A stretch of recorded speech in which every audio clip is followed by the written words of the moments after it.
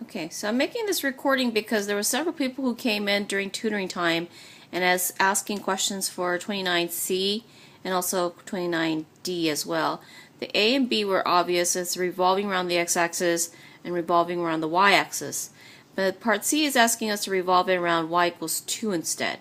So I drew out the graph, and I also changed this equation right here, y equals square root of x, to also x equals y squared, so that way if I needed any one of those, I can always switch as far as the equation goes. Okay, so we're going to revolve this around the y equals x, or I'm sorry, revolve it around y equals 2. So if I'm spinning this thing around the y equals 2 axis right there, and I cut it up perpendicular to it, it's going to be a circle. So the equation that we're going to put for the volume is going to become pi r squared, right? dr. Okay? So now the r is going to be a little different because we're going to have to use this y equals 2 line for part of our r right there. Okay? So let's do that then. Pi r. Alright, so now the r is going to be the area of this right here. So since I have 2 as my top right here, because remember, if I'm revolving around the x-axis, right, I'm going to have this top minus bottom. So since this is top right here, I'm going to say it's going to be 2 minus, and then the bottom right here is the square root of x. So we're going to say square root of x right there. And it's squared dx, right, because we have is the squared from here, and then we're just, this again, this is the area right here for the top minus the bottom right there. Okay, and so the limits, since we have x right there, the limits is, oops, I forgot to put the limits right here. So the limits come at 4, 2. So we're reading off of the x-axis because it says x right here. So the limits are from 0 to 4, right? So 0 to 4. And again, the rest is in the calculator. So I believe it comes out to be something like 2.667 pi. And that's going to be volume. Okay, so that's part C. So let me go over again. So since I'm revolving around y equals 2, this line right here, y equals 2, I'm taking the same object right here, and now I'm spinning it upwards now, right? So if I'm spinning it upwards, then what happens is, since this graph is right against the y equals 2 line, there is no gap, so this must be then, if I cut this perpendicular to it, it's going to be a circle. Okay, so if it's a circle, then we need to put a circle formula together for the volume. So volume equals pi r squared, and then the area is what we need. So it's top minus bottom, so we have as top is y equals 2, right, y equals 2, minus the square root of x right there, because that's the bottom right there. So that's this part right here, and then squared. Okay, and then again, because this is x right here, we're going to put in the limits of x from 0 to 4.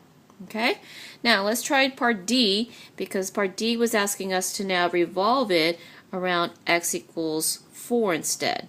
Okay, now if it's x equals 4, that means the new axis that we're spinning around is this guy right here, the x equals 4. So now take this object right here, same object, now we're revolving it the other way. Okay, we're revolving around the x-axis. If we revolve around the x-axis, because there's a gap right here, right? There's a gap right here. That means this has to be a washer. So washer formula then is volume is equal to pi, big R squared minus little r squared dr.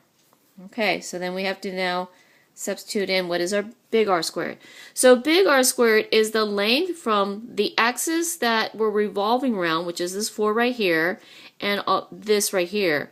So this distance, because if you remember, if we did the shading on the calculator, we have to tell the calculator to shade all of this right here, and then eventually we're going to take away is just this piece right here that's going to be shaded, so we can get the actual shading, which is this top part right here. So since the distance from here to here is 4, we're going to say all of this is the big R. So we're going to say that is going to be 4 squared. 4 squared right here, minus, and then the little r is going to become, is just the little piece, which is this part right here. Okay, now since we're revolving around the x-axis, right, again we're reading from right to left on this. So from right to left, this is going to be then 4 minus, and this is the square root of x, right? Remember, we have to change it up on that equation. Since we're revolving around the x-axis, I need since we're revolving around the y, right, we're going to change it to x equals y squared. All right, so in this case, our little r becomes 4 minus y squared squared, and then that's again dy. Okay, and then the limits, since again we have y's in this equation right here, I'm going to have to read off of the y right here. So the y is from 0 to 2. So limit is 0 to 2. Okay, and then the rest is in the calculator, and that becomes about 14.933 pi. Okay, so let me go over again.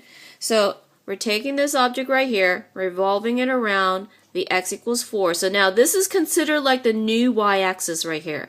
So just imagine this is the y-axis, so we're going sideways right here. And since there's a gap between here to here, that means that this is a washer. So now I have to put it as a washer formula, which is this part right here, the big R squared minus the little r squared. And then I have to find is the area for this.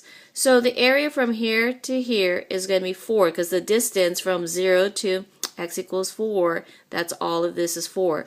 So we're basically taking is this all of this shading right here, and that's what this becomes right here. The big R squared is the shading part right there. Now the little r squared is, since the calculate, if you tell it to shade, it's going to take all of this, but we want to take off is this part right here because we don't need this. It's actually this part that we want to shade it. So since this is the part we need to take off, and the only way we're going to take this off is going from right minus the left again. So since right is x equals 4, right, and we're going to subtract it from this equation, and again the equation we change it to y squared, so the little r becomes 4 minus y squared. And again, that's squared because the squared right there. Okay, so then we have is y right here. So we're looking for the y coordinates, and that was the 2 right there. So I put in from 0 to 2, and again, the rest is in the calculator. And that's how we do those kind of problems. All right. So then go back now and do 30 and 31 as well. And then just think about this problem right here that we just did, how it's revolving around the x-axis, but revolving around a new x-axis, which is y equals something else, and then revolving around the y-axis, but a different x equals on that. All right.